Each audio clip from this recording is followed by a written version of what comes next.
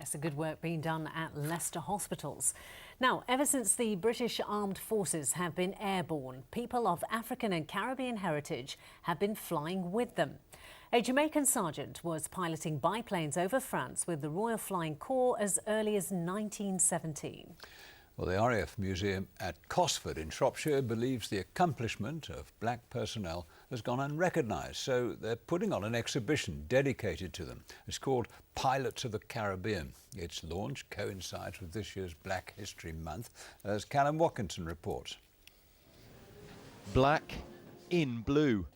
The Royal Air Force Museum in Cosford is marking Black History Month with a new exhibition telling the story of the thousands of black people who have served in the RAF. I was in for 36 years, man and boy, serving Her Majesty. I did my first year in Northern Ireland as a young 18-year-old.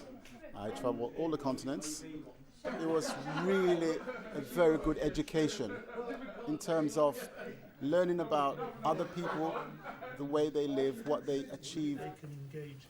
And he does agree with the curators of this exhibition that these men and women's stories need a more prominent retelling. I actually go out in the community now on a regular basis. And even my own black people are saying, one said to me last week, I didn't know black people had medals like you've got on your chest. How did you get those? Yeah. Somebody else said to me, I thought the poppy was just for the white man. I didn't know it was for the black man. So education is needed.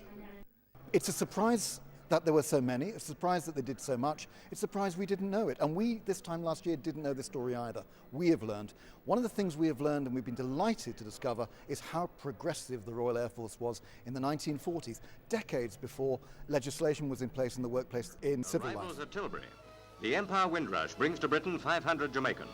The arrival of the Empire Windrush in 1948 is generally seen as the start of Caribbean migration to Britain. What is perhaps less well known is that fully a third of the people on board were former airmen coming to re-enlist. Now, you're an ex-Air Force, aren't you? Yes. Are you going back into the Air Force again? Yes. Did you know if you'll be accepted? I think so. They went down the gangplank, disappeared for a few years, and then re-emerged as leaders in the black community, laying the foundations. People like Sam King, MBE, who became the first black mayor of Southwark, and he started the partner scheme that permitted black families to buy their own houses. And some returned to their countries of origin to achieve great things there. The mutual respect between them and the Air Force neatly summarised on Errol Barrow's gravestone. In memory of Flying Officer Errol Walton Barrow, it reads, Navigator, Royal Air Force, World War II, and Prime Minister of Barbados. The exhibition at Cosford will run for a year. Callum Watkinson, ITV News. Fascinating exhibition, and I love the name of it, Pilots of the Caribbean. It's very clever, very isn't catchy. It? Yeah. I like the way they've got all, for that last man that we heard about, they've got the Prime Minister bit right at the end. That comes after the RAF. Yes. Just shows, doesn't it? Yeah. Now,